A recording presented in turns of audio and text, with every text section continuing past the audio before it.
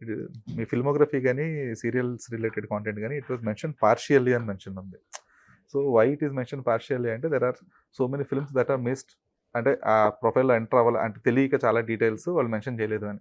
And in thought Malayalam, Telugu, Kannada, Tamil, almost 6 languages చేశాను. Odia and English కూడా చేశారు. హాలీవుడ్‌లో కూడా ఇంగ్లీష్ 2 చేశారు పిక్చర్స్ మూవీస్. చేశాను. అది almost 210 films I did. Yeah! ఆ 210 లిస్ట్ లేదనమాట అందులో. So, that's why they mention partially.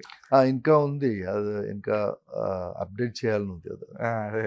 దాంట్లో తెలుగు నేను ఎక్కువ చేసేది తెలుగు యాక్చువల్లీ. హ్మ్. తెలుగు నాకు actually feeling my mother language like Telugu only.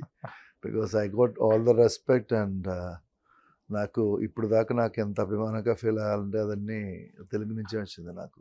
అవును. మంచి క్యారెక్టర్స్ నా కెరియర్ కొంచెమైనా యూజ్ చేసిన వాడు ఉంటే అది తెలుగు. కంప్లీట్‌గా.